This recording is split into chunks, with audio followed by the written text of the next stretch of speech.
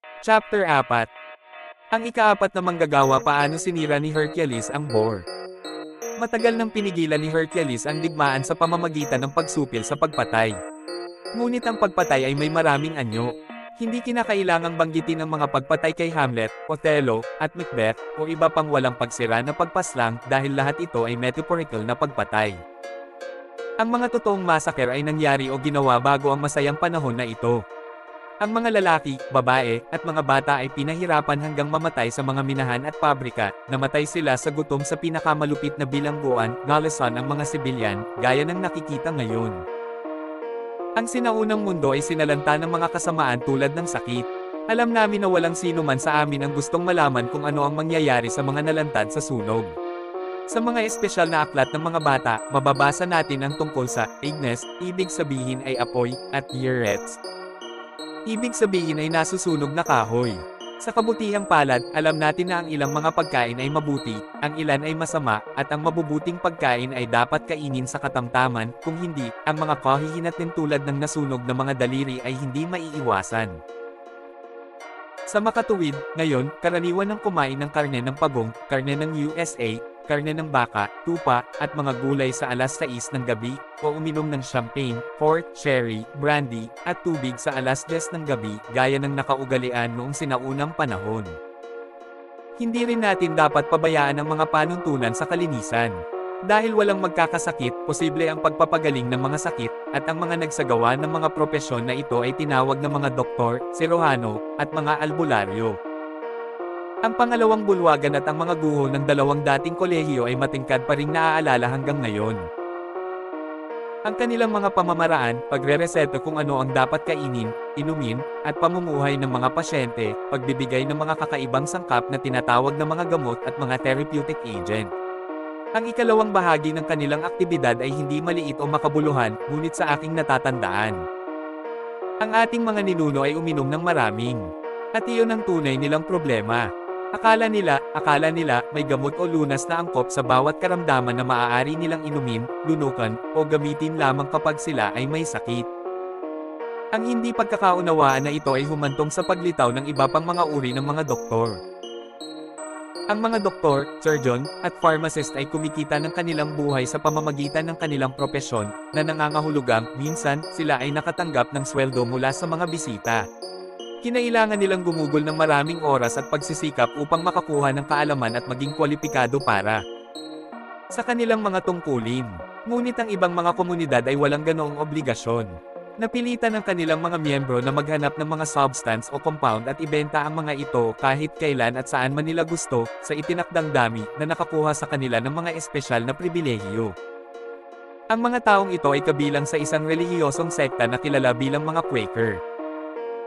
Ang ating mga maharlikang ninuno, mga dalubhasa sa paglunok, ay kilala sa kanilang walang katulad na kabutihang loob.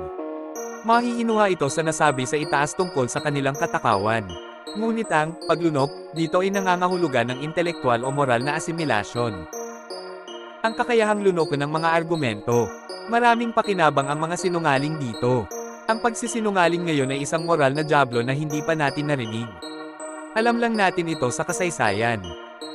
Ngunit sa panahong isinusulat natin, ang kasinungalingan ay kasing dami ng mga blackberry o kasing dami ng pinya. Ito ay isang angkop na talinghaga para sa maluwalhating mga panahong iyon. Ngayon, ang mga manloloko na ito ay nagsinungaling ng husto. Hindi ka makapulot ng pahayagan o magazine na puno ng kanilang mga kasinungalingan para basahin. Hindi ka maaaring tumawid sa isang bakod nang hindi nakikita ang mga ito. Hindi ka maaaring magmaneho nang hindi isinasawsaw ang iyong ilong sa tubig sa kanila. Walang hiya silang tumitig sa malawak na kalsada, nakakaakit ng atensyon sa bawat hakbang. Isang mapagkunwari ang nag-angkin na pagalingin ang lahat ng karamdaman sa pamamagitan ng hindi kapani-paniwalang mga protesta. Ang isa pa ay limitado ang kanyang impluwensya sa gitnang uri, ngunit nanumpa siya na hindi siya sinungaling. Sa isa sa kanila, bawat isa ay nag-alok sa kanya ng 12-dosenang mga hakbang at pera bilang collateral para sa isang mahimalang lunas. Kung tutusin, alam na ang mga matagumpay na nagpakalat ng kanilang kasinungalingan ay ginantimpalaan ng yaman na kanilang nilikha. Dahil buong sakam na nilamon ng ating mga tapat na ninuno ang matatayog na kwentong ito. Nagdulot ito ng walang katapusang pinsala at galit sa mga pangkalahatang propesor sa pisika, kaya't ang buong lahi ng mga mamamatay tao na binanggit sa itaas ay nalipol. Pagkatapos ay pinuntahan ng doktor si Hercules at nagreklamo tungkol sa mga panganib ng pekeng gamot na kanyang dinala, na tinawag itong kasuklam-suklam at kasuklam-suklam. Naalala ni Hercules ang kanyang nakaraang paglalakbay kasama ang Erymandian boar, nagtanong tungkol sa haba ng mga sungay ng halimaw, at sinaway ito, na nagsasabing nagpapahiwatig sila ng kapansanan. Pagkatapos ay binasa sila ng bayani ng isang maikli ngunit nakakatuwang pananalita, na ipinakilala niya sa kanyang mga pinuno sa isang talakayan sa ibang pagkakataon sa medikal na kolehiyo. Ipinaliwanag niya sa kanila ang tunay na katangian ng sakit at ang mga tiyak na prinsipyo ng paggamot, na inaangkin nilang alam na nila. Tinanong sila ng bayani kung bakit hinayaan nilang maging mangmang ang mga tao, at nagalit pa sa kanila. Hinayaan nilang maging napakamangmang ng mga tao. Paano sila magrereklamo kung sila ay biktima ng pagkukunwari? Tinitigan niya si Erebus hanggang sa makalaya sila sa kanilang pagkukunwari, pagkatapos ay inalok sila ng isang maliit na tulong sa pamamagitan ng pagwawagayway ng kanyang paa o tungkod. Kumunat ang noo niya at iwinagayway ang kanyang mga tauhan sa harapan nila na may nakakatakot at nakakatakot na kilos. Lahat sila ay lumuhad at mapagpakumbabang nangakong aalalahanan ang kanyang mga salita. Pagkatapos sila ay umalis, nagdadalamati at mas matalino kaysa noong sila ay umalis. Nang dumating ang oras, sinimulan ni Hercules na alisin ang kasamaan. Ang kanyang unang gawain ay ang maglunsad ng isang mabangis na pag-atake kasama ang kanyang club laban sa immoral na lehislatura ng bansa, na nakalaan ng tanging karapatan na siyasatin ang mga mapanganib na basura para sa mga pekeng. Sa kabila ng siksik na bungo ng tao, tila isang demonyo ang umatake sa korona ng nayon. Nag-flash ang mga sparks at fireball sa kanyang retinas. Sumayaw siya ng mabilis na sayaw ng katwiran sa harap ng karamihan. Ang gawain ito ay wala siyang paggalang sa sinuman, ngunit sa halip ay inatake niya ang mga opisyal ng clerical, secular, at administratibo, matataas na klero, marangal na mamamayan, karaniwang manggagawa, at mekaniko sa isang malupit at walang awa na sampal sa mukha. Hindi, tulad ng nangyari noong mga huling panahon, maraming may mataas na pinag-aralan mula sa mga elit na institusyon ang naniniwala sa mga kasinungalingan, na pinaniniwalaan nilang mas nakakapinsala kaysa sa kabutihan. Sa katunayan, ang ilang mabubuting babae, karamihan ay mga retiradong kondesa, ay napakamangmang na pinahintulutan ang kanilang sarili na malinlang ng mga mapagkunwari na ito, na nagpapayo sa iba na gumamit ng mga tubo sa tainga, salamin sa mata, asin, o mga tabletang anti-diarrheal. Hindi nakalimutan ni Hercules ang mga may-ari ng ilang kilalang magazine, na ang mga haligi ay naglantad sa mga kasinungalingan ng mga pekeng. Sa katunayan, kinagat at tinadtad niya ang mga ito hanggang sa tumigil sila sa paggawa ng mga peking produkto na nakagawa ng malalang krimen. Ang mga peking produkto ay mabilis na naging popular na uso sa merkado. Ang mga bodega ay puno ng mga tunay na gamot, gaya ng elixir, carminatives, syrups, balms, at herbs. Marami sa mga ito ay sinunog bilang basura, at ang ilan ay ginamit sa agrikultura. Ang mga herbal na tableta at syrup ay itinuturing na kapaki-pakinabang ng mga pataba. Ito ay napatunayang lubhang nakakapinsala, hindi lamang sa mga halaman kundi pati na rin sa lupa. Gayunpaman, sa ilang mga lugar, maraming dami ng panggamot na pulbos, karamihan sa pulbos ng buto, ay pinagsamantalahan ng husto. Sa tulong ng Hercules Club, sa wakas ay natigil ang peking kalakalan. Ang tanging hadlang ay ang bahagyang pagtaas ng populasyon, na nalutas sa pamamagitan ng paglipat sa Australia.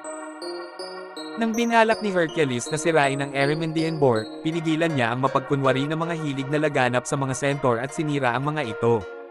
Ang mga centaur ay mga halimaw, kalahating tao, kalahating kabayo. Ang mga lalaking nabanggit sa itaas ay mga kwek-kwek na doktor, kalahating pilosopo, at kalahating buwiter.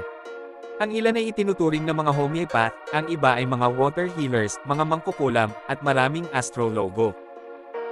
Ang terminong, quack doctor, ay sumasaklaw sa isang malawak na hanay ng mga termino. Ang isang mahalagang kadahilanan sa pagpuksa ng mga quack na doktor ay ang matinding pagbaba ng kapangyarihang ito, na kinabibilangan ng malaking bilang ng mga virtual na quack na doktor. Gayunpaman, dahil sa malawakan at sabay-sabay na pagbaba ng bilang ng mga sakit, ang sangkatauhan ay unti-unting bumuo ng sapat na mga medikal na tauhan upang maabot ang kasalukuyang antas ng anatomical na kaalaman. Sa kalaunan, parehong namatay ang sakit at mga doktor. Chapter 5. Ang ikalimang manggagawa paano nilinis ni Hercules ang kwadro ng Orges sa England. Nagkaroon ng templo sa Oxford Street, isang circus sa Regent Street, at ang clubhouse sa Balls Mall ay tinawag na Athenaeum sa London. Bilang karagdagan sa tradisyong ito, mayroon ding stables ng Orges. Ang stables ng Orges ay orihinal na tirahan ni Orges, hari ng Ilay sa Peloponnese. Sa loob ng maraming taon, 3,000 kawan ng tupa at baka ang nanirahan doon, at sa panahong iyon, hindi sila kailanman nalinis. Sa makatuwid, mula sa labas, sila ay mukhang mga kulungan ng baboy, ngunit sa loob, sila ay pinalamutian tulad ng mga kulungan ng baboy. At mayroon silang isang partikular na bastos na hitsura. Dahil walang mga baboy sa mga kulungan, maaari nating sabihin na sila ay hindi kanais-nais na mga hayop. Ngunit kung ito ay mga baboy, kamalig, o kulungan, sila ay hindi kasiyasya, hindi kaaya-aya, at isang istorbo. Sa buhay ng tao, ginawa ni Hercules ang himala ng paglilinis ng mga mabahong bahay na ito sa pamamagitan ng paglihis sa tubig ng Alpheus River. Inalis nito ang lahat ng hindi kinakailangang mga labi at nag-iwan ng malinis na damo. Ang mga bahay na ito ay naging kanlungan ng mga hayop na tumakbo sa paligid. Siguro kailangan muna nila ng rosewater. Noong 1843, ang mga English stables ay nasa lahat ng dako sa London, at umiiral pa rin sila hanggang ngayon. Ang ilan ay tinawag na mga opisina, ang iba ay mga korte. Gayunpaman, ang mga kwadro ng pinuno ay tinatawag na mga bahay. Ang huling kwadra ay matatagpuan sa gilid ng Middlesex ng Thames, malapit sa Westminster Bridge. Ang panlabas ng mga stables ay kahawig ng isang tipikal na kamalig, na mabilis na ginawa para sa pansamantalang paggamit. Ang lumang gusali ay nasunog kamakailan, at ang mga kulungan ng kalapate ay tila inabandona. Hindi napabuti ng aksidenteng ito ang kalagayan ng loob ng bahay na may parehong pangalan. Bagkus, ang dumi ay isang moral na dumi na hindi mapapatay ng apoy. Ang paminsan-minsang tumili, ungol, pumuhuni, at iba pang magaspang, makahayop na tunog ay maaaring magparamdam sa nakikinig na parang naroon talaga sila, kahit na hindi nila alam kung ano ang nangyayari sa loob. Hindi bababasa, hindi sila mula sa mga kwadra, o kulungan kung saan iniingatan ng mga ligaw na hayop at iba pang mga hayop. Kabilang sa mga tunog na ito ay isang karaniwan, isang tumili. Ang mas malinaw na narinig at napagtanto, ang talinghaga ay naging maliwanag. Ang mga naninirahan sa mga gusaling ito ay tao, ngunit sa intelektual, at higit sa lahat, emosyonal, sila ay nakakatakot. At binanggit ng isang tabloid na pahayagan noong panahong iyon na ang anumang pag-uusap tungkol sa gayong mahabang tainga. Pagmuya ng lana na quadruped ay hindi pumupukaw ng anumang simpatiya sa komunidad. Marami sa kanila ay maaaring matalinhagang tawagin ng mga toro dahil sa kanilang attachment sa pagsasaka, interes, gawi at opinyon. Ngunit sa mga kwadre ng Oakland mayroon lamang mga Irish na toro o katutubong toro, at marami sa kanila. Napansin ng kinatawan ng Welsh na walang tupa maliban sa mga kambing, ngunit ang dalawang paan na unggoy at mga tuta ay sagana, lalo na sa bahagi ng mga kwadre na tinatawag na upper house. Ang Aegean stables ay hindi palaging naroroon. Dumating lamang sila sa ilang partikular na gabi sa pagitan ng Enero at Agosto. Ang kanilang layunin ay magsabates, ngunit nagpahayag sila ng mga talumpati sa halip ng mga batas. Ang kanilang mga batas ay ginawa para sa kapakanan ng mga tao, ngunit sa katotohanan, sila ay nakinabang sa mga individual na mambabatas. Noong una, nang gumawa sila ng mga batas na may tali sa kanilang leeg, ipinatupad nila ang gusto ng mga diktador, yansa. Nang maglaon, nang pumasok ang panlabas na panggigipit, nagsalita sila tungkol sa kabutihan ng publiko, hindi pinapansin ang utang. At hanggat ang panggigipit na ito ay nasiyahan sa kanila, unti-unti nilang hinahayaang mawala ang hustisya at awa. Sila ay nahahati sa dalawang pangunahing grupo, sa panimula ay naiiba sa kanilang pamamahala, ngunit pinagsama ng isang pagmamahal sa propesyon.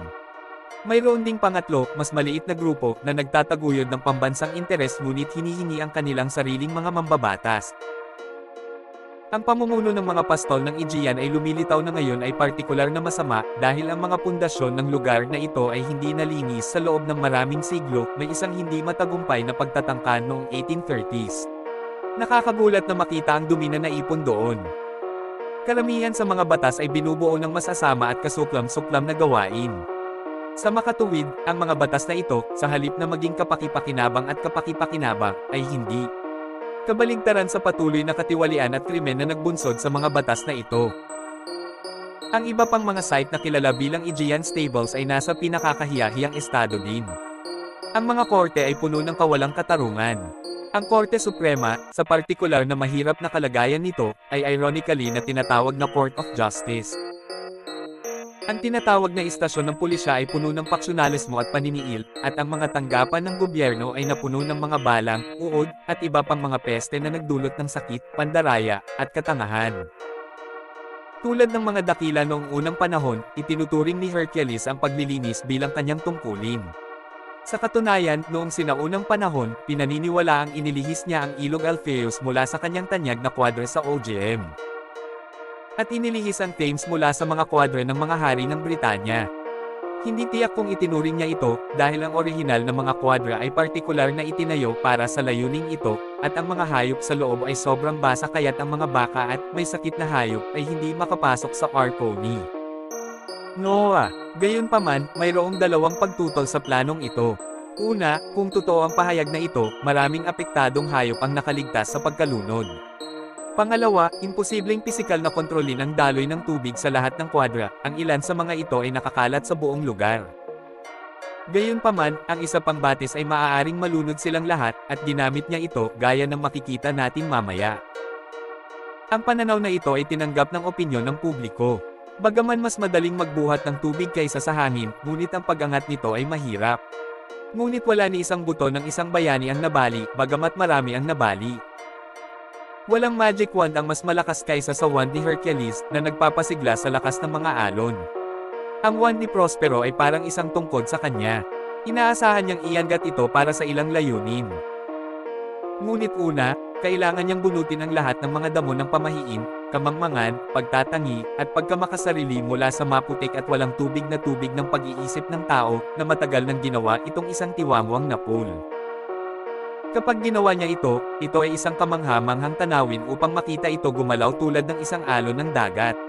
Pagkatapos, unti-unting bumangon ito at itinaas ang mga alon sa langit. Sapagkat pinukaw niya sila mula sa ibaba. At mula doon, bumuhos ang hindi mabilang na mga batis ng dalisay na tubig na naging isang malaking baha. Ngayon ay iniwagayway ni Hercules ang kanyang wand. Nang si Neptune ay nang ahas na pukawin ang bagyo, hahampasin niya ang inang planeta gamit ang kanyang trident. Pagkatapos, sa isang dagindong at bomubula, dudurog niya ang mga itim na bato ng panunuhol, at panlilinlang. Sila ay manganginig sa ilalim ng kanyang kapangyarihan hanggang sa kanilang mga pundasyon. At mula sa likuran ay dumating ang isang nakakatakot, hindi makatwirang dagindong, puno ng pagbabanta, ungol at babala. Ang malalaking bato ay unti-unting nabasag at bumulusok sa bangin. Isang malakas at matagumpay na dagindong ang umalangaw-ngaw mula sa mga bato na parang kidlat. At humina ang hangin. Ngayon ang purong baha, kasama ang matigas na putik, ay hindi na mapapalitan ang mga nawasak na bahagi. Nang ang kapangyarihan nito ay umabot sa sukdulan at pinakadakila, ang mga bato ay nagkapira-piraso.